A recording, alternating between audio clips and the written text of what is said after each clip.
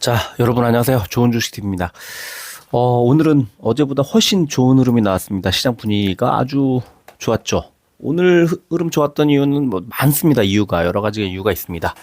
가장 큰 이유는 그냥 금리 인하 시기에 증시에 대한 여러 가지 기대들이 반영되고 있다는 겁니다. 그거는 지금뿐만 아니라 오늘뿐만 아니라 방향으로 계속 보여줄 겁니다. 이제 올라갈 때 크게 올라가고 조금 눌렸다가 다시 크게 올라가고 이런 식으로 올라갈 겁니다. 이럴 때는 사실 잘 모르겠으면은 주봉 보면 됩니다. 뭐 주봉 월봉은 좀 멀고요. 일봉은 좀 짧을 수 있습니다. 그래서 어제 올랐다 오늘 빠졌다 하는 것 같은데 이게 횡보하지 않아요.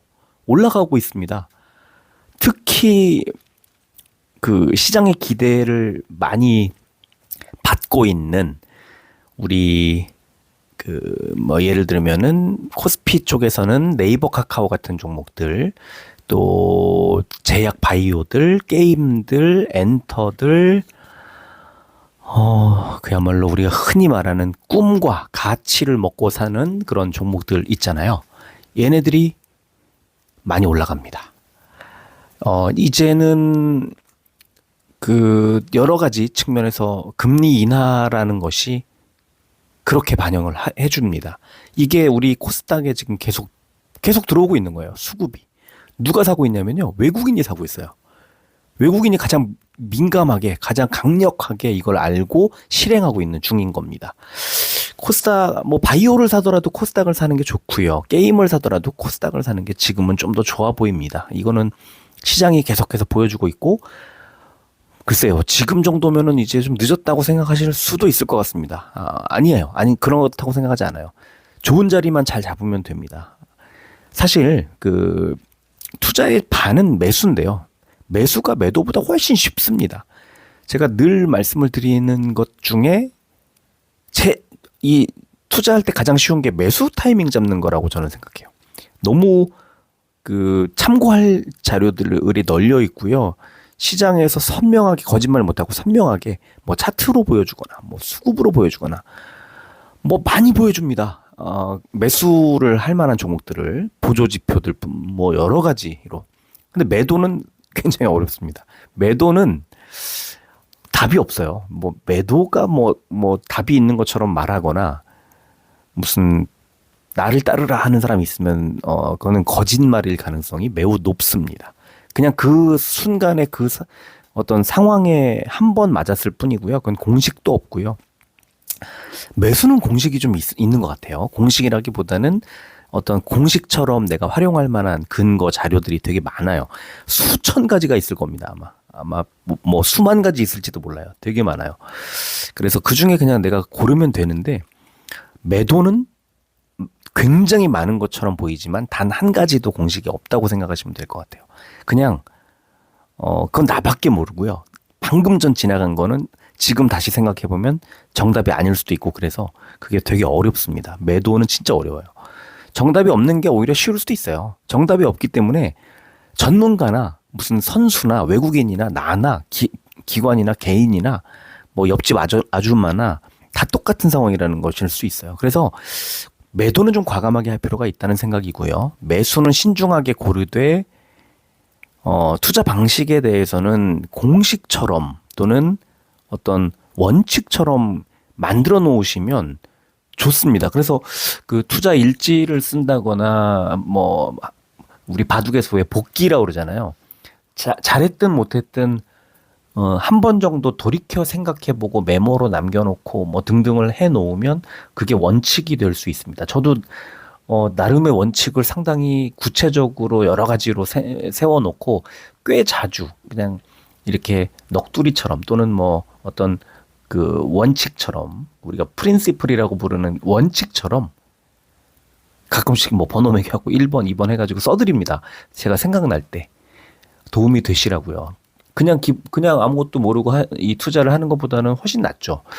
그래서 여러 가지 원칙들을 정해놓고 투자를 하는 그런 시기인 것 같고요.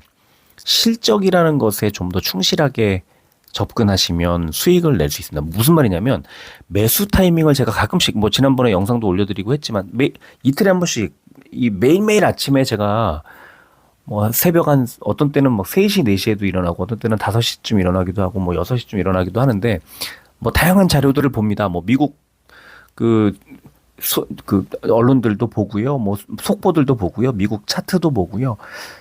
간밤에는 미국 종목들 들여다보고 정리하고 하느라고 아침에 굉장히 바쁜데 그걸 정리해가지고 올려드리죠. 또 증권사들 리포트도 많이 나와요, 아침에. 이런 것들 저런 것들 또 신문사 또 뭐 방송사에서 나오는 그 뉴스들을 써머리해서 뭐 여러 가지 그러니까 그냥 단순하게 써머리 한다기보다는 다이제스트를 하는 것 같아요. 이렇게 모아서 그거를 아침에 브리핑 글로 써드립니다.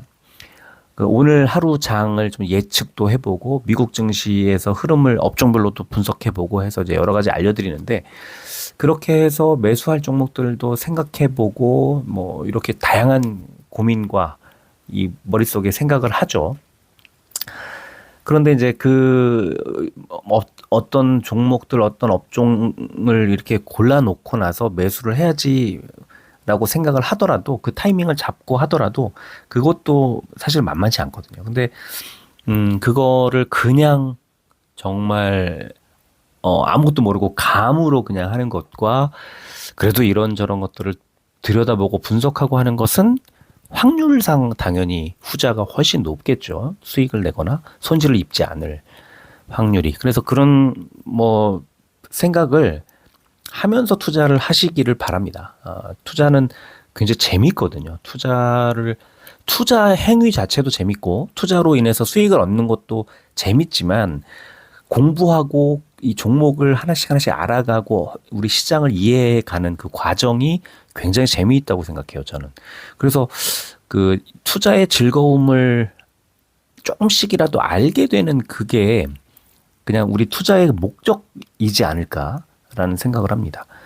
복권 사듯이 뭐 가위바위보 하듯이 그냥 운에 맡기는 것보다는 그렇게 하는 것도 뭐 하나의 방법일 수 있겠지만 그것보다는 분석하고 공부하고 시장 상황을 이해하고 또 내가 투자 원칙을 하나씩 하나씩 만들어가고 하면서 뭐 보조지표 활용하는 방법도 배우고 공부하고 HTS 활용법도 더 공부하고 계속 실력을 키워가고 이러는 것들이 투자의 경험과 맞물려서 계속 나의 실력으로 쌓여가거든요. 그게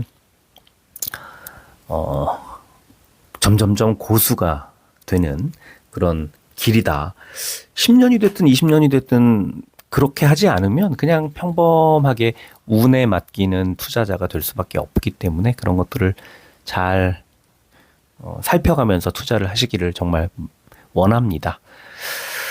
오늘은 제가 좀 일찍 영상을 만들어 드리고 저녁 때 다른 스케줄을 좀 소화를 해야 합니다. 그래서 부득이 조금 일찍 그리고 짧게 영상을 뭐 짧지도 않겠네요. 좀 너무 또 잡서를 굉장히 많이 말씀을 드렸기 때문에 여러분들께 도움이 됐으면 하는 마음이지만 또 그 오늘 종목 분석에 좀 집중했으면 좋겠다 하는 분들도 계셔서 바로 시장 분위기를 살펴보도록 하겠습니다. 자, 코스피는 608종목이 올랐고 265종목이 하락했습니다. 분위기 당연히 좋았겠죠. 1.14% 올랐고요. 코스피 100은 1.08% 올라서 비슷했네요. 코스피 2600포인트 완전히 회복했고요. 이제 점점 좋아지고 있는 게 확연히 보입니다.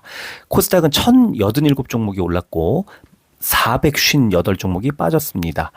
1.62%가 올랐고요. 코스닥 150은 2.18. 당연히 대형주들의 흐름이 훨씬 좋았습니다.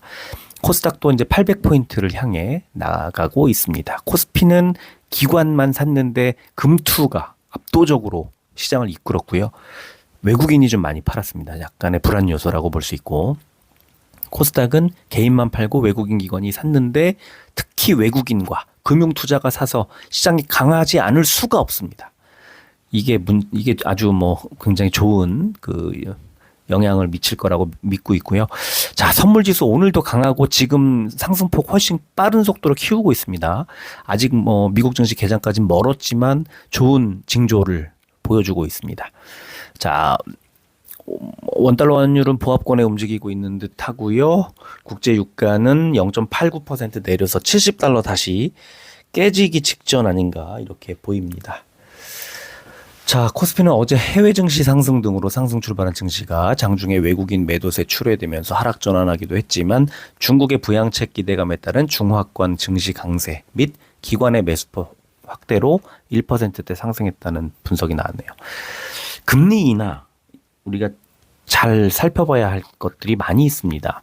금리를 낮춘다는 건 그만큼 투자를 유도해서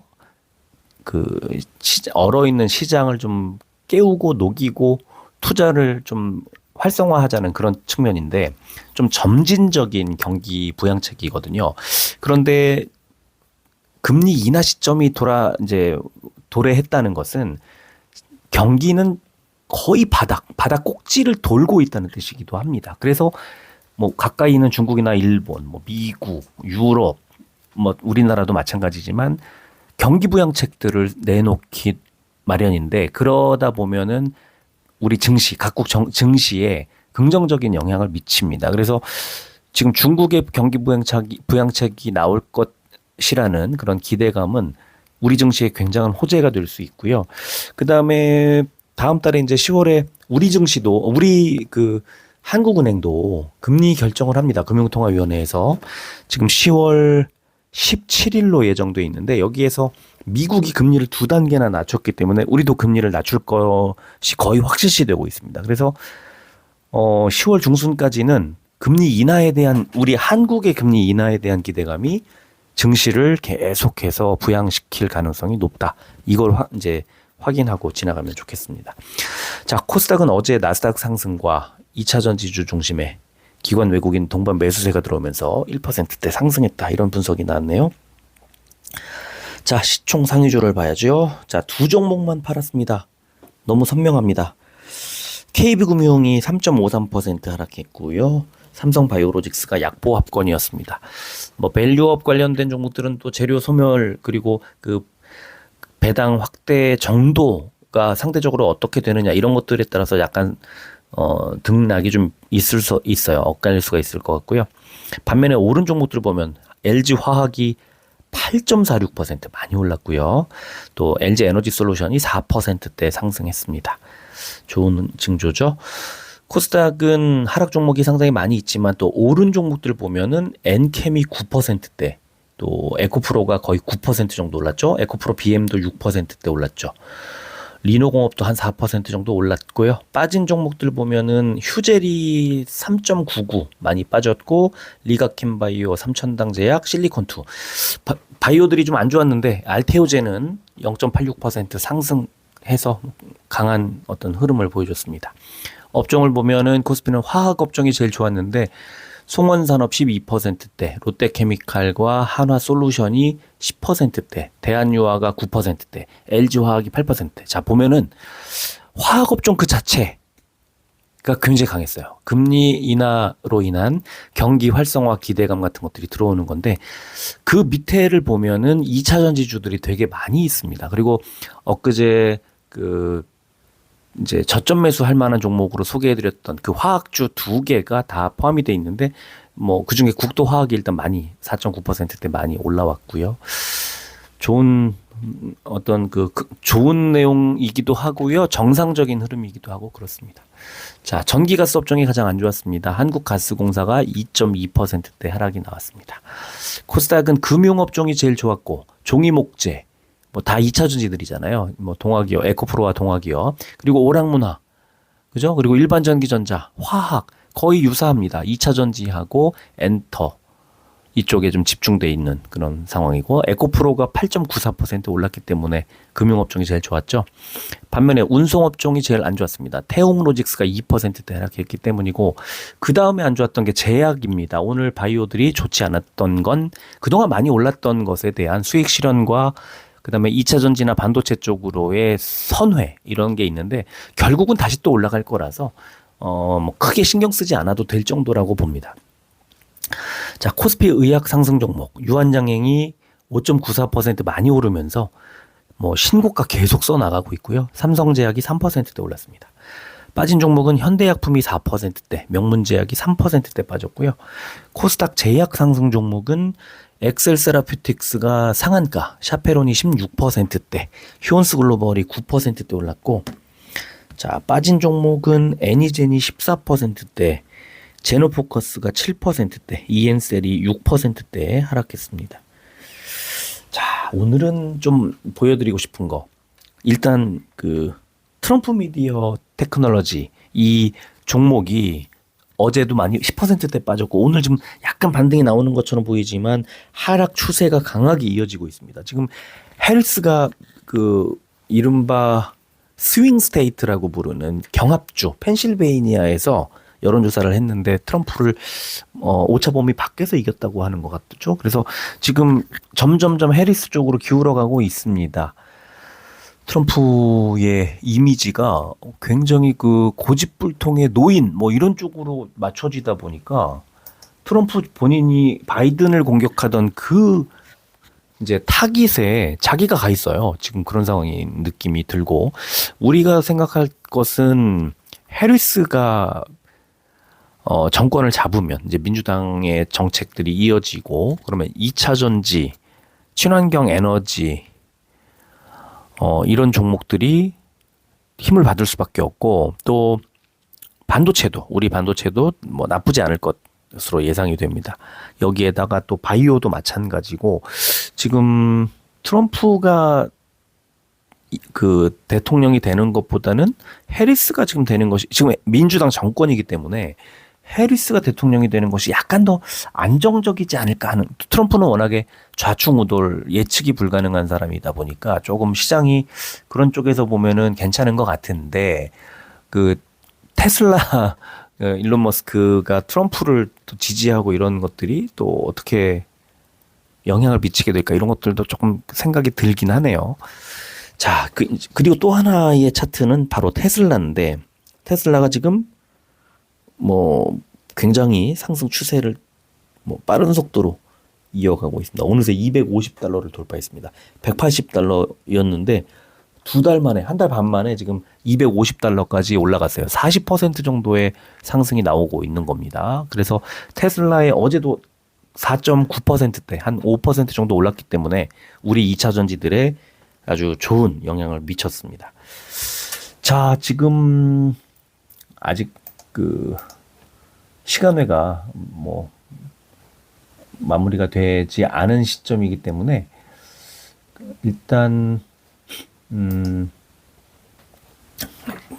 조금 시간회는 좀 건너뛰더라도 좀 보면서 좀 불러드리도록 하고요. 네 종목을 좀 말씀드릴까 합니다. 알테오젠과 그다음에 에코프로 BM, 에코프로 두 종목과 삼성전자 이렇게 네 종목을 오늘 좀 말씀드릴까 합니다. 먼저 알테오젠인데요. 알테오젠 수급을 보면은 오늘 외국인은 매도 우위였지만 1600주밖에 안 됐고요. 기관이 매수를 확대했고 개인은 어제 매수 우위에서 2만 주 넘게 매도를 하면서 주가를 일단 오늘 3% 정도 하락을 하다가 34만 원까지 빠졌다가 상승 마감을 하는 기염을 토했습니다. 금투가 매수하고 있고 자 거래량은 32만 주로 아직은 뭐 거래량이 이렇게 많이 늘면서 주가의 흐름을 바꾸거나 방향을 정하거나 이러지는 않고 있습니다. 알테오젠의 그냥 어떤 저점 부분 오늘은 그 알테오젠을 이제 오전에 좀 비중을 실어서 샀어요. 왜냐하면 알테오젠 그 뭐 다양한 모멘텀들이 점점점 다가오고 있기 때문에 주가가 밀릴 때 비중을 늘리는 것은 알테오젠을 투자하는 사람 입장에서는 그건 너무 당연하다고 생각하고요.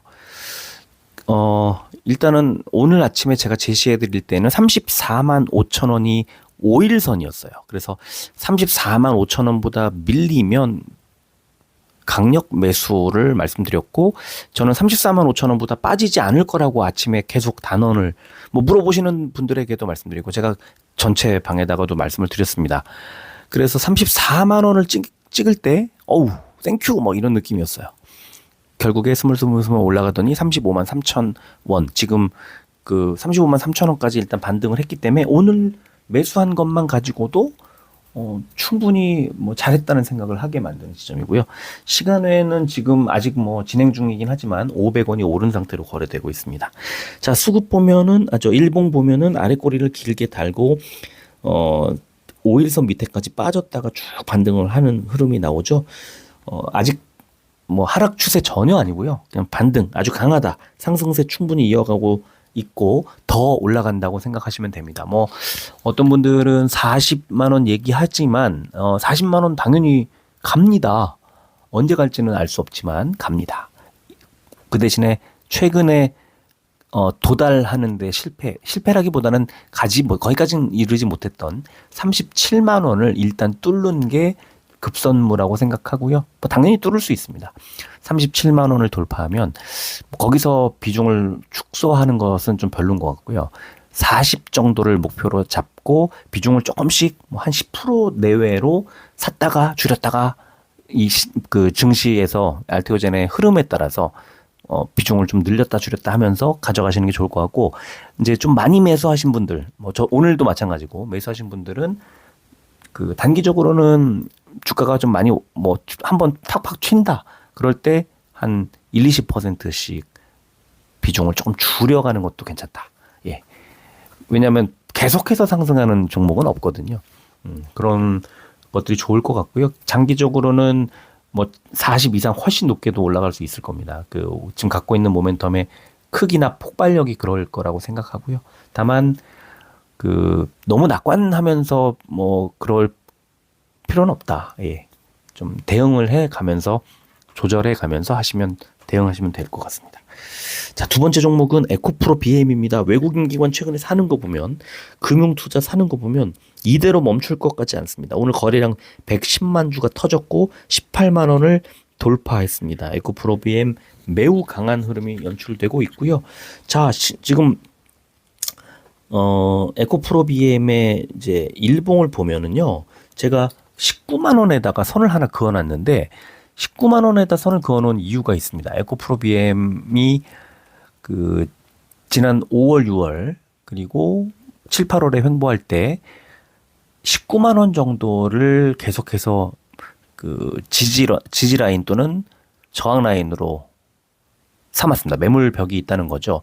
그러면서 동시에 오늘 60일선을 돌파하고 나니 이제 19만 원을 향해 가겠구나. 19만 원까지 가는 거는 뭐 당연하다고 생각하시면 될 것 같아요.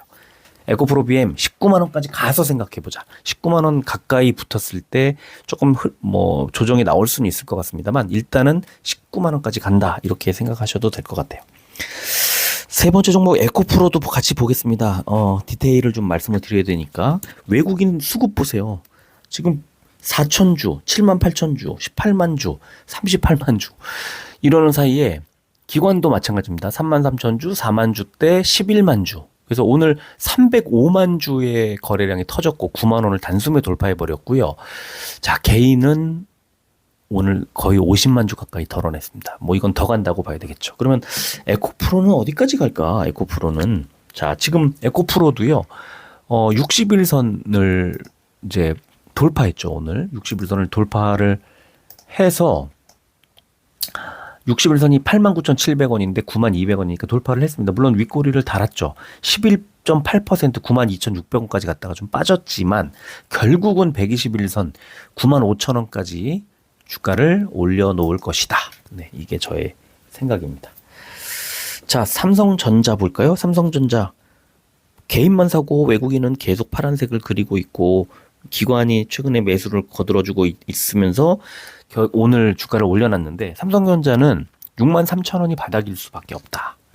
63,000원 밑으로 빠지면 조금씩 모아가는 것도 좋을 것 같아요. 63,000원 밑으로 빠졌을 때 계속해서 저점 매수하는 세력이 나타나주면서 주가 추가 하락을 막아주고 있다. 자, 뭐 수급 63,000원 부근에서는요, 수급 더 고민하지 않아도 됩니다. 63,000원 아래에서는 좀 매수해도 될 것 같고요. 자, 삼성전자 일봉보다는 주봉을 보여드리면 이렇게 선을 딱 그어놓으면 딱 63,000원이 그 어떤 지금 현재로서는 지지 라인이 되는 이유가 바로 여기에 있습니다. 63,000원에서는 2020년 초반, 그러니까 코로나 터지기 전에 고점 부근, 그 다음에 22년도의 하반기, 그 다음에 23년도의 초반, 이런 부분들이 다 63,000원에서 전부 다 그 저항을 받거나 지지를 받거나 하는 이동 이제 매물벽이었거든요. 그래서 63,000원은 삼성전자의 중장기 그 어떤 이평선으로 볼 때는 지지를 받을 수밖에 없지 않을까라고 생각을 하고 있고요. 야, 63,000원이라는 가격대는 최근에 그냥 9만 원 코앞에서 밀려 내려온 지점이기 때문에 지금 오늘도 그렇고 최근에 이제 리포트가 계속 나오고 있는데 실적 악화를 반영하고 있다라고 분석을 하더라고요. 만약에 그렇다면 분기 실적, 다음 분기 실적 때 그러면 지금 2분기 실적 보고서는 나왔고 3분기 실적 보고서가 이제 3분기 끝나니까 잠정 실적이 10월 초에 나오지 않습니까? 삼성전자는 아마 한 둘째 주쯤 나오겠는데 보니까 그러면 삼성전자의 그 잠정 실적을 확인하는 순간 지금 안 좋았던 이 3분기 실적에 대한 우려를 털고 지나가는 거기 때문에 머지않았어요. 삼성전자의 반등이 나올 가능성. 그러면 삼성전자의 실적 컨센서스 이런 것들을 확인하면 되잖아요. 제가 오늘 보여드리면 좋은데 오늘 제가 보여드리진 않지만 지금 말씀으로만 그냥 한번 드릴 수 있게 하면 삼성전자 3분기 실적도 그렇게 나쁘진 않은데 지금 컨센서스가 4분기와 내년 1분기에 지속적으로 매출액과 영업이익이 늘어납니다. 3분기도 나쁘진 않아요. 이런 정도 실적을 보여주는데 삼성전자 주가가 지금 최근에 빠지고 있는 것을 실적으로만 보기는 좀 어렵지 않을까. 근데 만약에 실적으로 본다고 하면 삼성전자의 주가는 결국 3분기 실적을 확인하고 반등할 가능성이 좀 높다. 10월 초 3분기 잠정 실적을 확인하자는 거고 11월 15일까지 제출해야 하는 3분기 확정 보고서, 분기 보고서를 보고 그 안에서 이제 실적의 디테일을 확인하고 지나가면 좋겠다. 그러니까 머지 않았다는 거예요. 삼성전자가 이대로 그냥 계속해서 주저앉을 지금 국면은 아니라는 거죠. 그거를 확인하시면 좋을 것 같습니다. 자, 지금 선물 지수 아까 20포인트 때 보여드렸지만 다우가 34, S&P 500이 플러스 9, 나스닥은 플러스 53.5. 여러분 좀 보고 계신 게 53.5인데 지금은 다우가 마이너스 16, S&P 500이 플러스 2, 나스닥이 플러스 19. 상승세가 많이 꺾이고 있네요. 지금 다시 하락으로 전환을 할 것으로 예상이 되는데 글쎄요. 이거는 이대로 갈지 또 추세를 다시 상승으로 돌릴지는 아직 미국 증시 개장까지 많이 남았습니다. 5시간 넘게 남았기 때문에 조금 더 지켜봐도 괜찮다는 생각이 듭니다. 자, 오늘은 이 정도로 하고 마무리하겠습니다. 자, 끝까지 들어주셔서 고맙습니다.